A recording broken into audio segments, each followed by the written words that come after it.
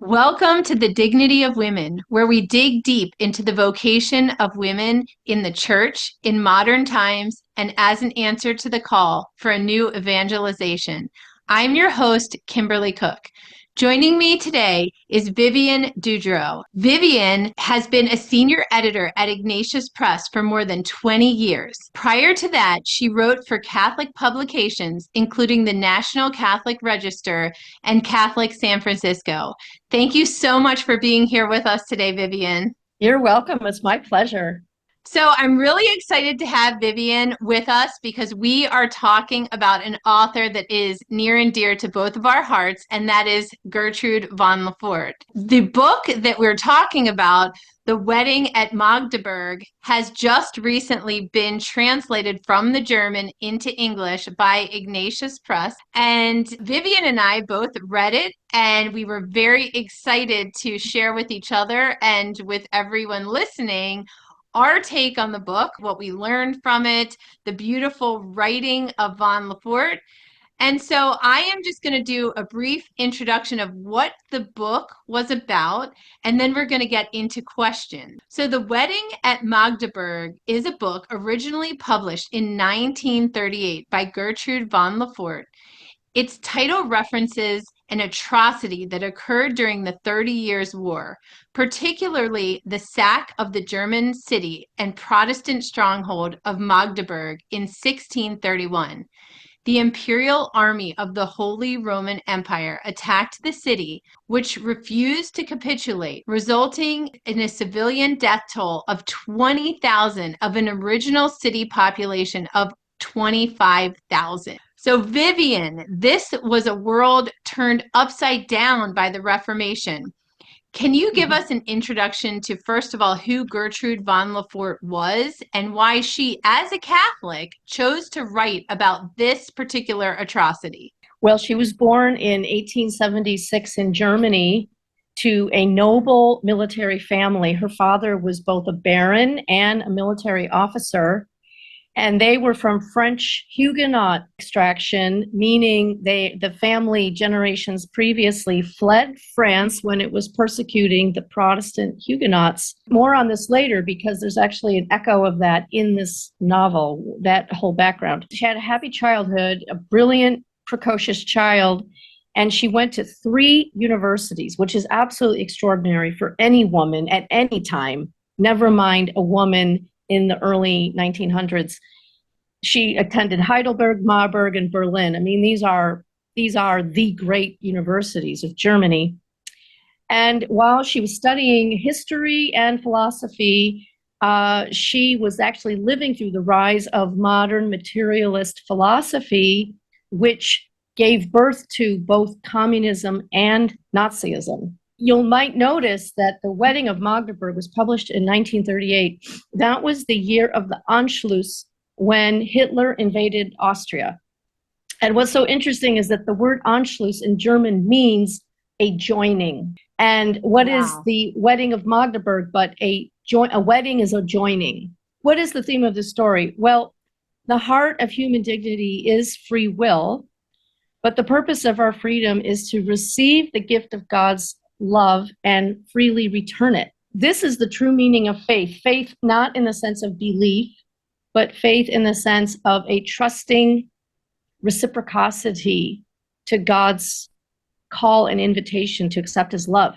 And this reception and return of the gift is symbolized by the bride in both religious symbolism and it's sort of a metaphysical meaning of woman herself. The metaphysical meaning of woman herself is to be bride. This woman, this bridal woman, is a symbol of the very relationship of every human being with God, because the invitation to receive God's love and return it is given to every human being. But Gertrude von Lefort was really a genius in spelling out for us in her book, The Eternal Woman, that this meaning is inscribed in woman herself. This love relationship cannot be brought about by physical force. A forced physical union is a rape. The Anschluss was a rape. And what happens to the city of Magdeburg, the sacking of the city, also could be seen as a rape So it's historians that called it a wedding. Well, yes, I love the fact that Von Lefort uses the term wedding, although it is jarring when you start to read about this atrocity, this historical atrocity. And at first, you're kind of shaken by the fact of the word wedding. At least I was. I thought, like you said, this is more of a rape, what they're talking about, political rape, the Holy Roman Empire coming into this city, than any sort of joining or marriage. And so it seems crude to refer to the conquering and pillaging of Magdeburg as a wedding and likening the conquested city to a bride. Why did Von Lefort choose to expound on such symbolism and imagery in her book? Well, first of all, historians called the sack of the city the wedding of Magdeburg. And Gertrude von Lefort is simply drawing out for us the meaning on multiple levels. So let's start with the city's name. Magd is the German word for maiden or virgin. So the name Magdeburg literally means city of the virgin. Okay, and it was a Catholic city originally. And so the double meaning of the maiden virgin the city is named for is also the Virgin Mary. The historians, in calling this the sack of the maiden, a wedding, they realized the bitter irony of this language, but Lefort uses this event to explore her themes, which are in all of her works: the freedom of the will to answer the divine invitation to receive his love in trust and return it. And this image of the bride is the manifestation of this relationship of God and the human race.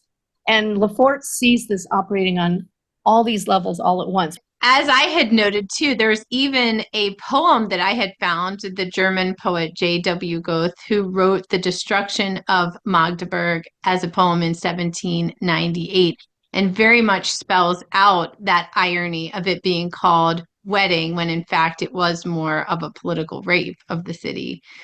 So the bride to be in the story, who symbolizes Magdeburg, lives at the house of the High Song, as it's called, and above her door is written the inscription, "For love is strong as death." What is the significance of the use of the Song of Solomon here, and how does it foreshadow both love and death in the events to come? Well, the bride, her name is Erdmuth, which literally means earth, Erd, and Muth, which can mean lots of things in German, but I think in this case, Lefort wants it to mean a bold spirit. Okay. Okay, so earth plus a bold spirit. And this bride, Erdmuth, the night before the sack of the city happens to be the night before her own wedding. Right. And she's preparing for her wedding. And as you just pointed out, on the lintel of the house, of the door of the house, is this quote from the Song of Songs: "Love is strong as death." What does that mean? Love, like death, is an overpowering force. But true love does not conquer us or overpower us through physical force. True love wins us over, conquers us, if you will, by wooing us.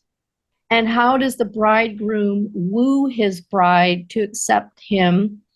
By acts of sacrifice, by acts of sacrificial love. You know, flowers and chocolates and so on, right? I mean, this wooing of the bridegroom, of the bride, is done through these loving acts of self-giving, so, until the bride is convinced of his true love and his true intention, and now is willing to receive his gifts and now return by giving a gift of herself.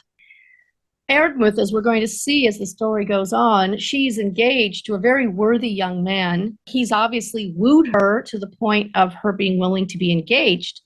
But what happens in the course of the story is that she loses patience with her bridegroom. So this love is strong as death. Yes, it's foretelling that these forces are very strong indeed. And when they go awry or run amok, right, they lead to disaster.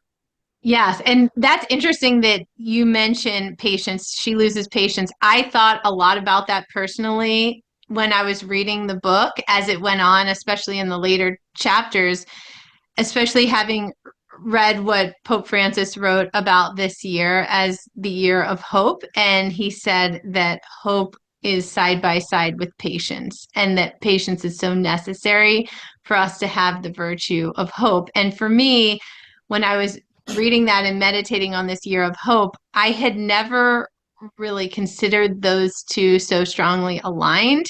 So reading that, in the wings of reading The Wedding of Magdeburg, it seemed to just how the Lord sometimes synthesizes things in your life and puts them together. But that idea of patience, being so wedded to hope, if you will, and then thinking, as you said, that the bride, she was wedded to a very worthy suitor she was soon to be, but she lost patience with him and instead was willing to give that up. Yes. So that I think it's interesting that you touch on that word of patience, because that for me was something that kept on coming out in the story. That's right. And what is happening to the city? Okay, so Lafort's working on all these levels at once. What's happening to Erdmuth is what's happening to the city. Right. And the city has lost patience with its relationship with the emperor, and it's about to turn to a foreign king to fight its battle for them against the emperor. So they've thrown off the bridegroom, if you will, to accept this other suitor. I guess it's a spoiler alert on one level, and yet we all know what happens to the city. We all know what happens to the city before we even read the novel. The Swedish king ends up betraying them and not coming to their defense. He was a false bridegroom. Right. And Erdmuth, okay, and her fate is all wrapped. Her fate and the fate of the city are all tied in together. Yes. So Lefort incorporates a custom in which a Magdeburg bride reenacts the parable of the 10 bridesmaids on the eve of her wedding. Each bridesmaids go into the street looking for the groom, and when she returns, the bride repeats the phrase, "Love makes all things possible," to the foolish maids who cannot wait for the bridegroom. How does this parable take prophetic shape between the thwarted bride and bridegroom and the city of Magdeburg and the empire? Right. Well, again, Lefort is drawing material right out of history itself. That parable of the foolish and wise virgins is carved on the doorway to the cathedral. But that doorway to the cathedral has the foolish and wise bridesmaids under Our Lady being assumed into heaven. So this going back to the fact that the city is named for a maid in general, a virgin in general, but specifically the Virgin Mary, when it was a Catholic city, back when it was founded 700 years before the Protestant Reformation. The city of Magdeburg was founded, okay? So this cathedral with Our Lady and the foolish and wise virgins, that cathedral was built in 1207. Almost 300 years before the birth of Martin Luther. Okay, so it's also the burial place, that cathedral of Otto the Great, who was one of the first Holy Roman emperors. This city was a jewel of the Holy Roman Empire. Okay, right. And at the time of the story, in 1631, it has become a Protestant city, and it had an agreement with the Catholic Holy Roman Empire to be a, quote, free imperial city. But that agreement was a temporary arrangement to broker a peace between conflict that had occurred earlier than the story. And so now the current emperor, Ferdinand II, he's demanding that the cathedral and the bishop be turned Catholic again. And the city, a Protestant city, it doesn't want this to happen. And so that's why they turned to the invading Swedish army to defend it against imperial soldiers who are arriving on the scene to enforce the emperor's command. Now, this love makes all things possible. You know, both sides of this conflict, they are not choosing the way of love to resolve this disagreement. They're both choosing force of arms. That's a good point. But the question is, who are the wise and foolish virgins in this story? Because as Jesus even said, you know, if you're going to go to war against another king, you better count your men ahead of time to see that you can win. And if you can't, you better sue for peace before that king arrives, right? Okay. Right. And even Jesus uses this image to teach us about foolishness. Well, the foolish virgins are the ones who lose patience, as you just said. They're the ones who lose patience waiting for the bridegroom. And in a way, the city of Magdeburg, Lefort is, I think, indicating in every subtle and not so subtle way that the city of Magdeburg herself has become a foolish virgin, is willing to fight an approaching imperial army when they have no capacity whatsoever to fight this battle themselves. And they're counting on this invading Swedish king to come to their defense. Like you said earlier with Erdmuth, it definitely seems like she has become the foolish virgin herself. And with the lack of patience, it goes beyond that to the point where, as you just said, it's almost a matter of pride, where she says that she can't be shamed to face her bridegroom, her former bridegroom that she had kind of cast off or rejected, which would be the emperor. And so once she passes the loss of patience, she slips into the vice of pride where she doesn't want to be shamed. Right. And that was something that also struck me, that she was willing to forsake and lose all. As you were saying, this fight was not even possible to be won. So for the city of Magdeburg to think that in any way they could hold off all of these soldiers was ridiculous. And hoping that at the very last minute, almost like a superhero story, the Swedish king was going to come and save the day was also a fantasy. In essence, you see that the lack of patience has led her to cross over to the vice, as you were saying, where love no longer makes all things possible. And she questions that as the book goes along. Yes, she's the one who forsakes love. And by the way, the theme of pride runs through the entire story. She's described as proud from the very first time we meet her. She's described as proud and haughty and vain. And as she gets put to the test, you know, she fails the test precisely because she's proud. Right. And there's the heartbreaking moment when her bridegroom comes back to retrieve her, so to speak. Just this agonizing moment where he's asking this woman on the other side of the wall to go fetch his bride so they can go away together. And you already know that she's forsook him, or, you know, she's not planning on joining with him anymore. But it's just so painful, even though you know what's going to happen. The whole interaction between the bridegroom and this woman who doesn't want to say she's not coming. He's like, well, where is she? Oh, of course, it takes a long time for women to get ready and get packed. And he's making all of these excuses for why she's keeping him waiting. And then, you know, in the end, he has to basically see for himself that she's betrayed her heart to another. Yes, and yet love does make all things possible. And this I'm not going to say because I don't want to spoil the story. It's very moving how this all ends up, right? And so love makes all things possible, which becomes scorned, turns out to be true all along. So, all right. So it comes. You're right. You're right. It comes full circle. It does. We won't give every spoiler away, but it does come full circle in the end. And although maybe not a perfectly happy ending by any means, there is, as you say, this spark of hope in that phrase exactly, that love makes all things possible. You do end the book feeling that is very true. Whereas Yes. somewhere around the middle, you were doubting it.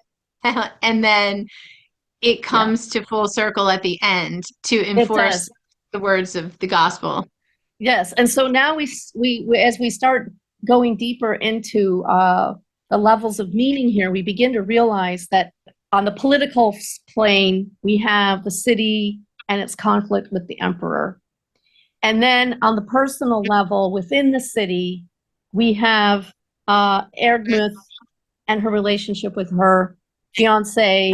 And then we start to see that this is symbolic of our very relationship with God. How many times do we lose patience with God? How many times do Yes. we doubt that his love will make all things possible? At the end of the day, Gertrude von Lefort's talking about all of us. Yes. And how much do we hate stories where we're like, I can't stand this woman. This woman's terrible. He should just never come back for her. Just leave her. Let her burn with the rest of the city. And then you realize, oh, yeah, that's me. That woman is me, right?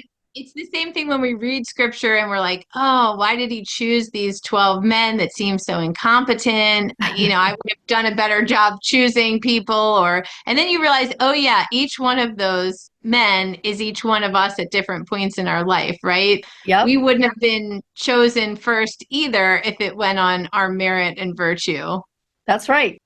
So at one point, the character of the groom, so he faces off with his Catholic Excellency, Count of Tilly, who is general of the imperial army. He challenges, no, it is not possible for faith to command one thing and the empire to command another. For indeed, a faith that drives one to rebellion is no faith at all, is it? This question seems to be the crux of the debate, both within and without the walls of Magdeburg. How was this statement expressive of the religious conflict of the 30 Years' War? The Protestant Reformation gets going in Europe, and almost immediately it becomes politically exploitable, where you have these different cities becoming Protestant, not as a matter of faith, but simply because, if we break from Rome and we break from the Holy Roman Empire, we're not going to have to pay taxes. We're not going to have to put up with being ruled by outside people. And so there were conflicts on and off and on and off, almost from the beginning, violent conflicts. We do know that the church did need reform. So that's why there was a counter-reformation in the Council of Trent, and we had great reformers like Teresa of Avila and John of the Cross. And it isn't as though the reformers and all their points were wrong. It isn't as though the church did no wrong, so it just becomes a big human mess when things turn political. But the 30 Years' War was really when this heated up into a massive international world war. The French, who are Catholic, by the way, are bankrolling the Protestant Swedes because they're trying to take down the Habsburgs, who are Catholic, who are in control of the Holy Roman Empire at this time. So this basically becomes the equivalent of a world war in terms of Europe. Just horrible. Everyone's wrong. I think Gertrude von Lefort is making the point that the city of Magdeburg brings her ruin upon herself, but the Holy Roman Empire also behaved badly. They're both wrong. They're both wrong, right? And so this young man, Villegas, he's like, it's interesting, Lefort's descriptions of him, the childlike, he's the opposite of his fiance's haughtiness and pride. He's actually just this earnest young man. Yes, I love him. Trying to faithfully serve his city, who has sent him on this errand to talk with the general of the invading imperial army, the Holy Roman Empire army. But they send him on an impossible errand because they send him to tell the general, well, we want you to call off your soldiers, but no, we're not going to obey the emperor. Right. So we want it all, basically. We want our cake and eat it too. Yes. And so this young man is put in this impossible position of representing the city's demand. And the general actually admires this young man. Right. He ends up inviting him to dinner. And there's a lot to this young man that he admires, but he realizes that the die have been cast.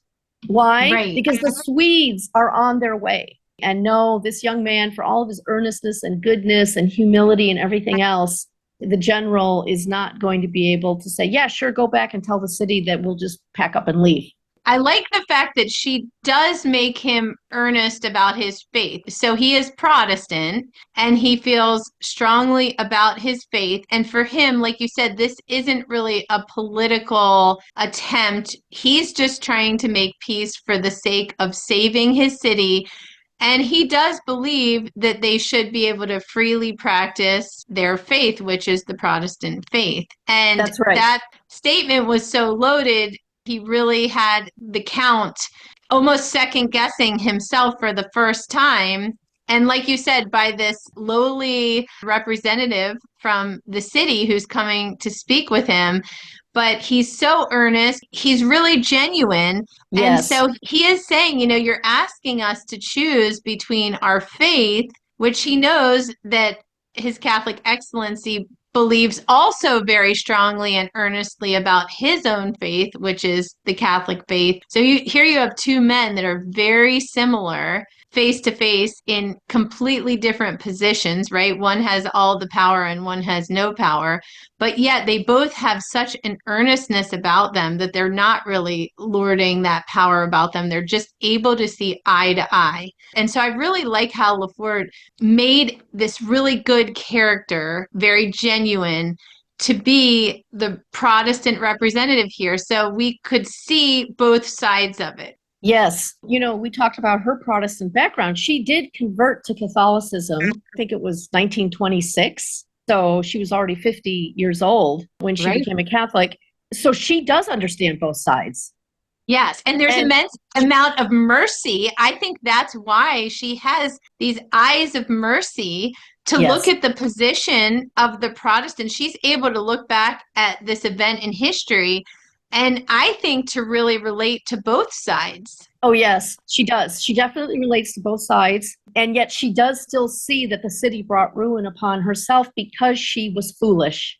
The church is always in need of reform. And so if you're going to be so bold as to stand up and call yourself a reformer who's going to change things for the better or whatever, and you see whatever it is that you see that isn't as it should be or whatever, you cannot point out the fault if you do not love the one with the fault.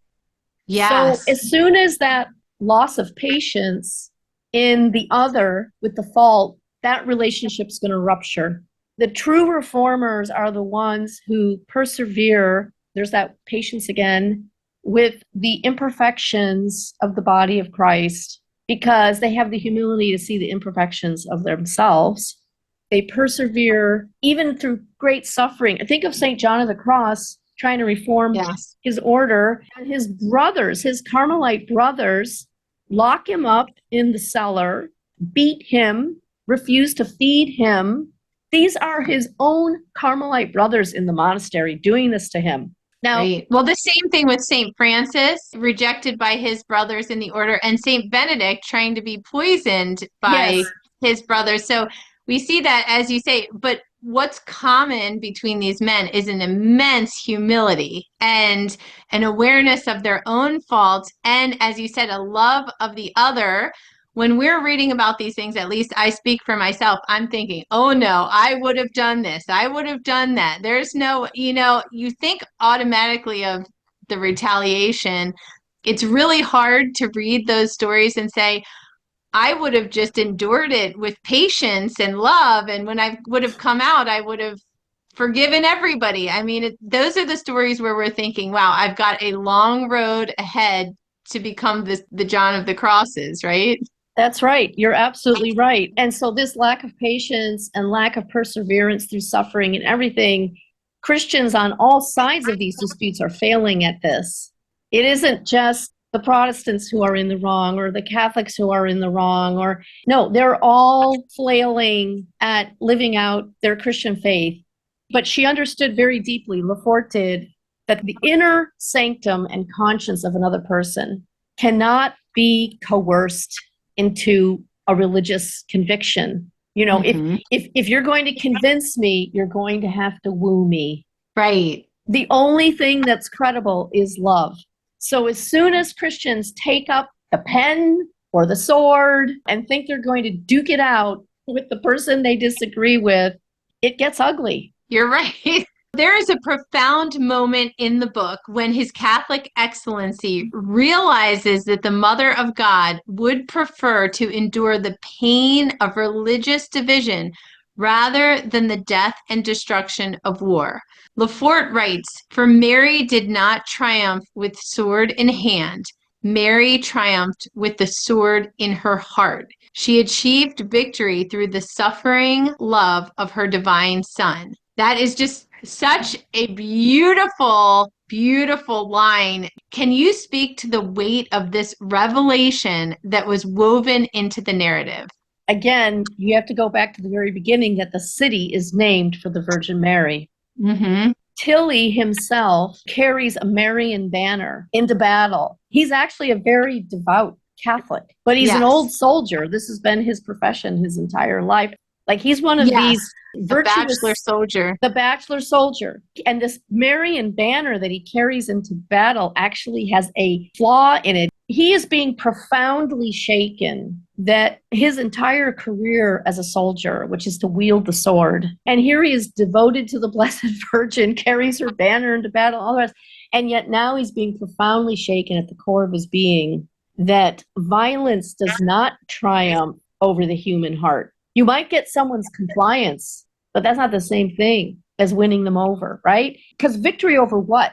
What is it that her son's suffering is trying to win the victory over?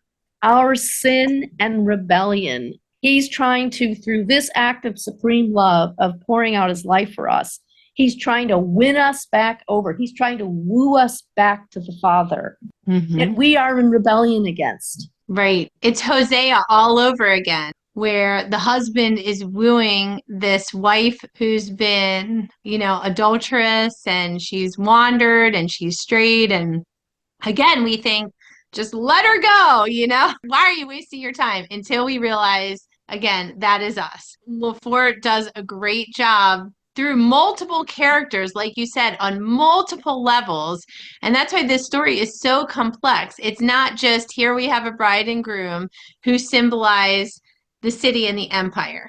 Then there's all these other characters that come into it that have all of these complexities as well, with their loyalty to one or the other and their hopes and dreams, and these characters that are willing to die or not die for certain valor and faith and justice. And so again, we see that she writes the complexity of the human heart into these characters. And as you spoke about the general being very devout Catholic, very devoted to Our Lady, carrying this banner, I almost saw him as this representation of justice itself, which, of course, justice can be to two extremes. It can be to the excess on one side, where we can see the men that serve under him really go to that excess of just wanting to go in, destroy the place, level it, rename it, get the spoils.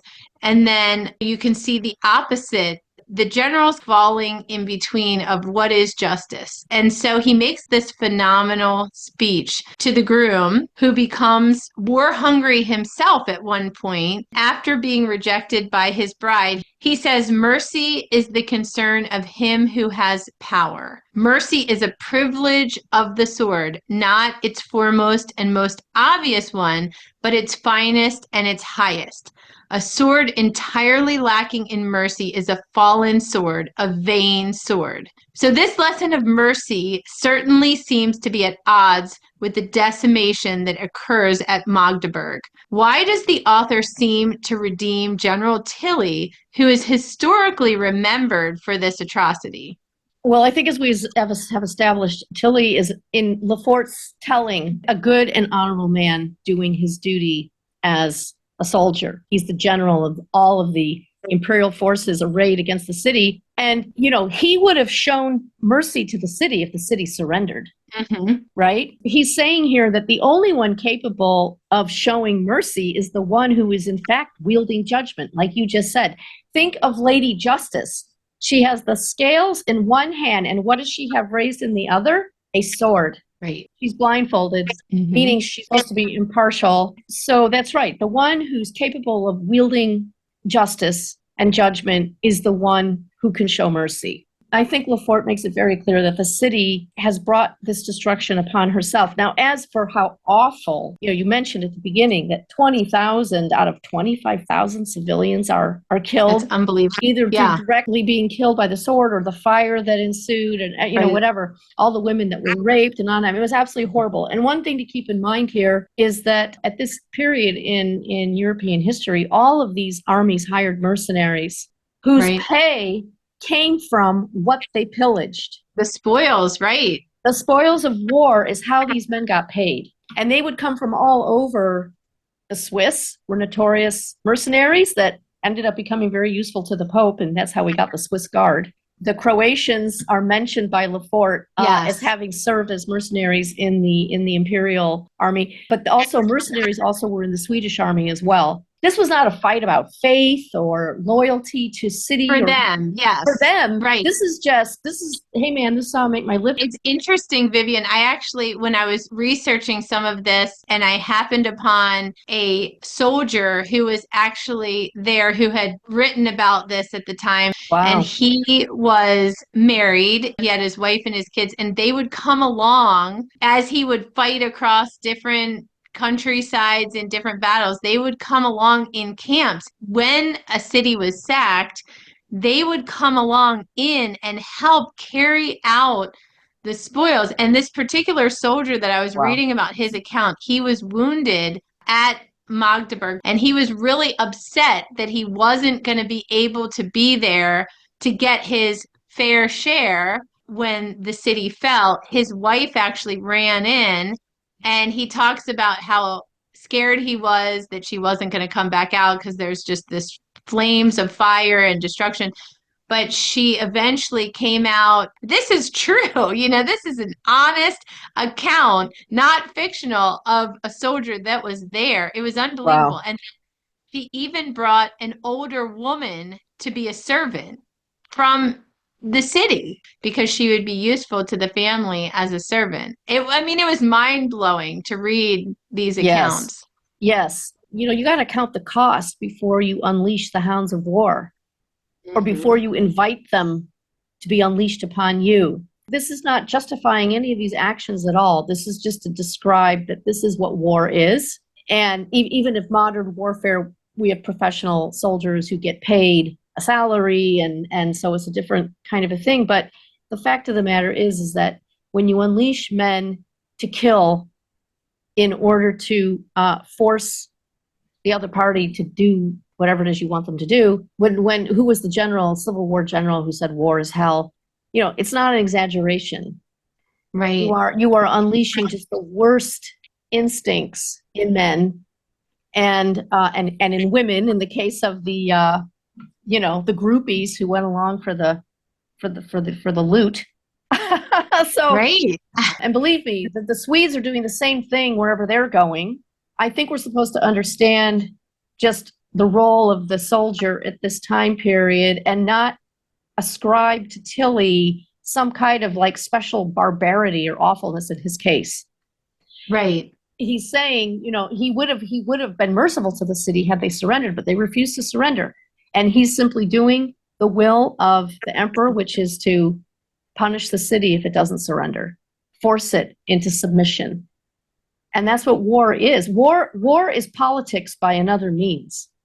In this book, it makes it particularly disturbing how she shows the atrocity of this war so vividly, and yet she weaves in the religious truths or undertones, even in some parts where they kind of make your stomach churn. For me, it was after this decimation of the city, and then they celebrated Mass, in the cathedral. So all of these men had taken part in all of these, rapes and murders and burning and people suffocating in their own houses. And then they're like, well, that's done. Time to have Mass for our victory. And for me, as a Catholic and understanding the Mass and what it means truly, well, you know, your stomach really churned to think Yeah. of them dealing with it in this such a lack of reverence. And yet these men are practically coming in with blood, you know, dripping off of their hands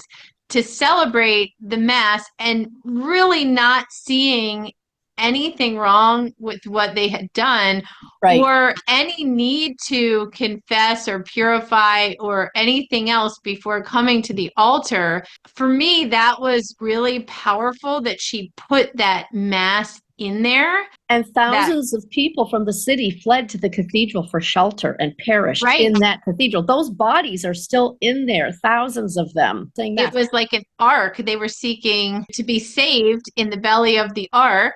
Yep, The whole thing is so disturbing it should and be. disgusting, It right? should To be. And think, now we realize, think of the priests that traveled with the conquistadors to the New World. The brutal treatment of the inhabitants of the New World occurred immediately. Enslavement, murder. And there are the priests, you know, saying mass every morning for the troops before they go slaughter and enslave some more, you know. So this is shocking for us. It's shocking. It should be shocking. And by the way, Gertrude von Lefort, as I said at the beginning, she came from a military family. Her father was a military officer, a Prussian military officer. She herself lived through both world wars.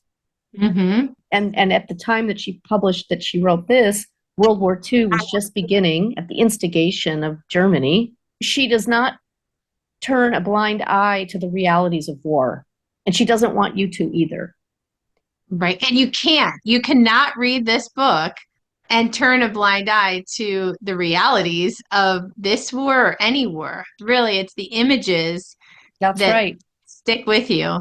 So the pastor of Magdeburg plays a significant role, but I think that he's upstaged by his wife, who's supposed to be a background character, but yet Lefort does such a good job of showing her as this meek, mild, not much to say background character who winds up saying the few things that are so significant. It's almost like the Blessed Mother in the Bible. She doesn't say much, but what she does say, and you know, when her presence is there, it's so powerful that it's going to upstage anyone else in her wake. So the pastor's wife, she is a symbolic mother. We see that time and time again. And this is important because Von Lefort uses this idea, as you had mentioned in the very beginning. She uses this symbolic mother imagery all the time in her work. Mm-hmm. Her maternal strength and care for her own children challenges her husband and military commanders alike. After the sacking of the city, she stands weakly with her children clinging to her and holds her newborn child in her arms. Then she says to General Tilly, "Sir, remember your mother," in asking him to be merciful toward them. This brings him to tears. Von Lefort often utilizes this concept of mother in her work. Why and how was it pivotal here? Right. Well, remember when she says to Tilly, remember your mother, that too is working on two levels because we know that Tilly, of course, had a mother himself. Mm-hmm. His devotion to the Blessed Virgin Mary, she's his spiritual mother. Now, this woman is a Protestant. So going back to your point earlier about Lefort's very sympathetic portrayal of the Protestants of true faith. In other words, wherever true faith can be found, Lefort would honor it. True faith being not a belief, but the recognition that you're being invited to receive God's love. You accept it and you reciprocate it in all humility. That's faith in action. That is faith. And so the bride who does this vis-a-vis her bridegroom becomes what? Becomes mother. So Right. Motherhood is the crowning of the bride. The bride who accepts the love of the bridegroom, receives the love of the bridegroom, loves him in return, becomes mother. This is through a surrender of the self, both to the husband, but to God ultimately. In fact, I don't think, who could surrender herself to a man without God in the picture? I couldn't. You know, I mean, There's no Well man good said. enough to know. But this act of surrender takes such humility and weakness, a humble recognition of your weakness vis-a-vis the gift that's being offered to you and who's offering it. And this weakness and humility and fruitfulness calls forth mercy from the general. Yeah. He is merciful toward her. And that is in all of Lefort's work, the sign of the mother. So there's the sign of the woman who is bride and who's mother.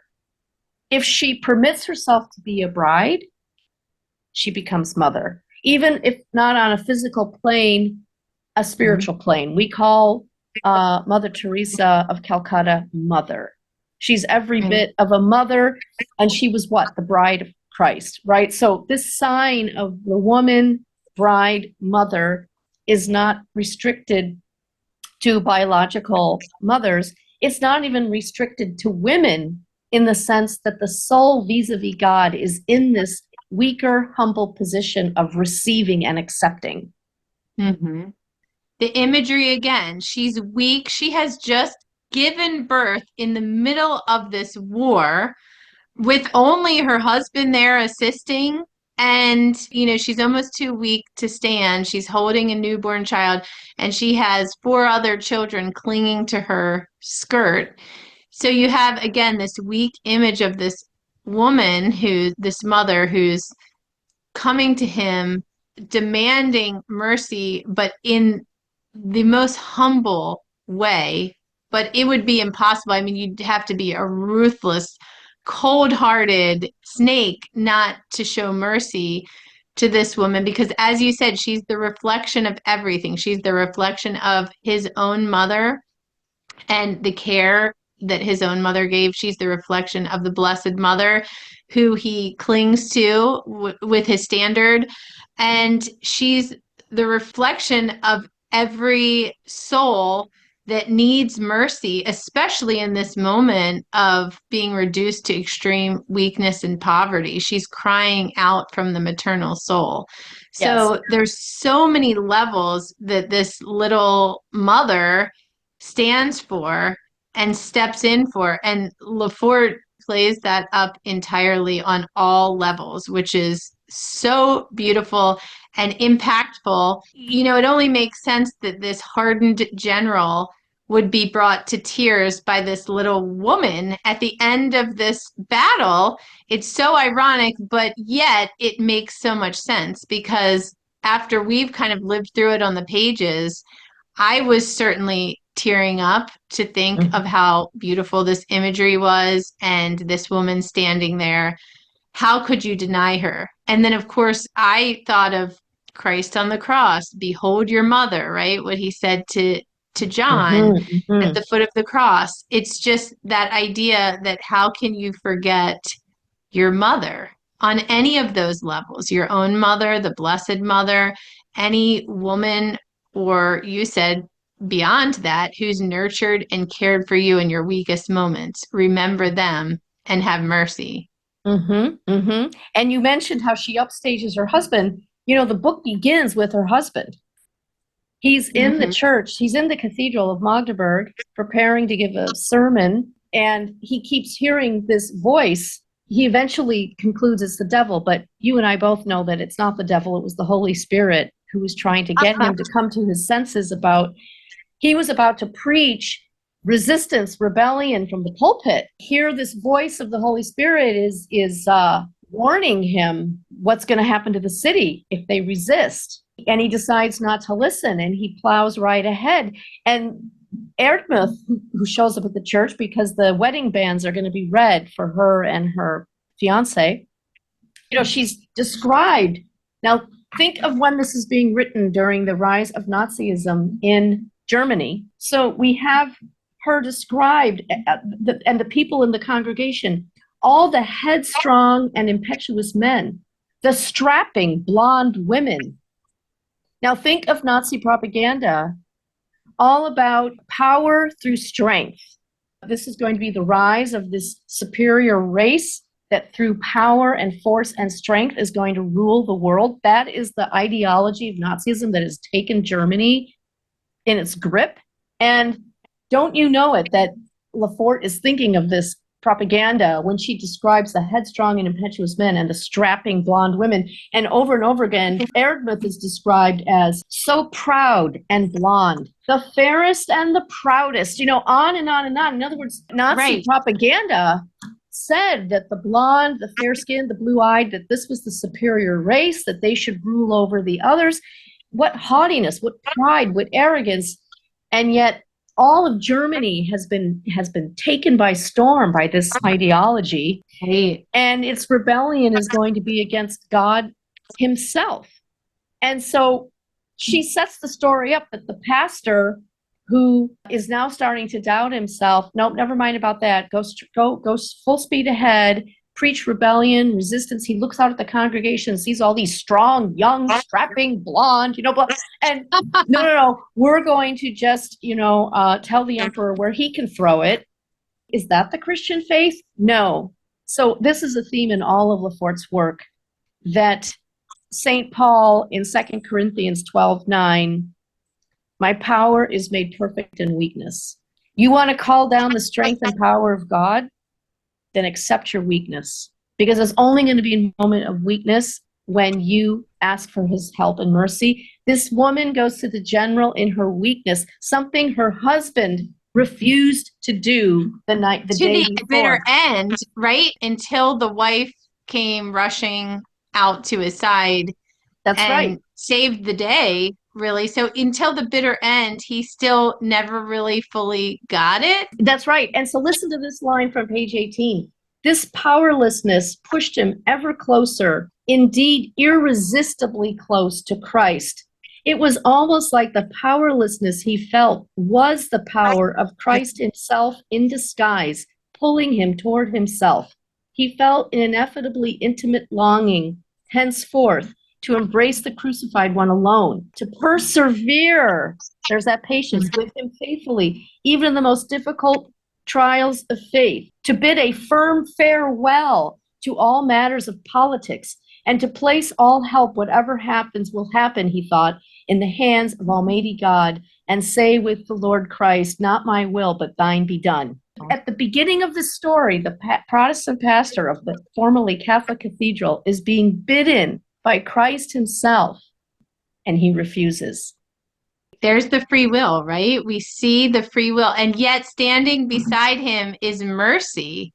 I remember in the beginning also, didn't he ask, what would you do if I left? Because the bridegroom leaves at that point in time, as you were saying, when they're saying their bands and they're in the cathedral, and the pastor chooses to not listen to the words of the Holy Spirit, but to keep on going with this message of persevering in their own demise. Persevering in rebellion. And yet that is the moment that the bridegroom steps out. It's really interesting how you place the time that this was released with the Nazi invasions and the Nazi joining with Austria, and Lefort seeing all of this play out literally around her in her own backyard, in her own town, in her own country. She's seeing history repeating itself right in front of her. And this idea that we're going to continue on in our rebellion despite seeing the very strong reality of God's opposition. And so, yeah, that's the moment when the bridegroom leaves. Now, you can still argue, yes, but the emperor is wrong to say, you either capitulate to Catholicism or I'm going to destroy your city.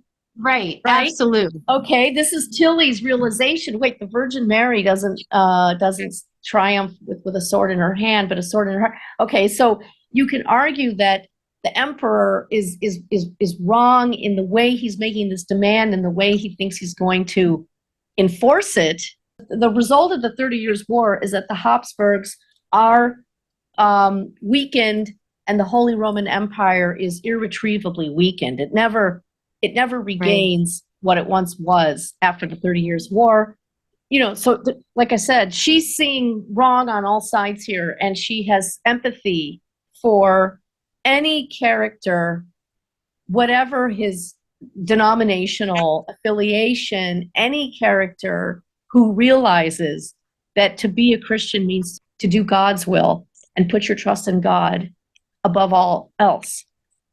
And when you feel too weak and powerless to do that, then you have to fall upon his mercy and grace even more. The fact that she can take a historical event like this and tell us what it means to be a Christian is pretty amazing. Absolutely. It is such a worthy read.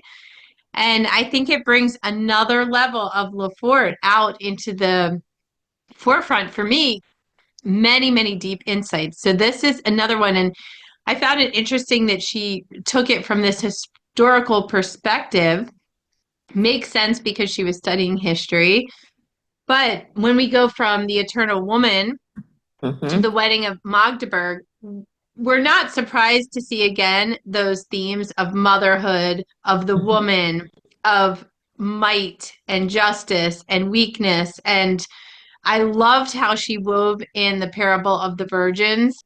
And it's interesting, that passage that I just read to you from the beginning, you know, the pastor is in the church and he's looking up at this image, but because it's still dark in the church, it even says he can't tell which ones are wise and foolish. And yet then he makes the assumption that no, Magdeburg is the wise virgin. Of course. For maybe as the pastor realized they should have fallen upon the mercy of God, fallen upon the mercy even of the emperor, just as the pastor's wife did, falling upon the mercy of the conquering general. And let love make all things possible. See, it's when we don't see that possibility, we lost hope in the power of love. Now we think we have to do things our way. Well, Vivian, as usual, you always shed a lot of wisdom on any topic. So I really appreciate you being here with us to talk about the Wedding of Magdeburg. Thank you for being with us today, Vivian, and we hope to have you on again very soon. Oh, well, thank you, Kimberly. This was delightful.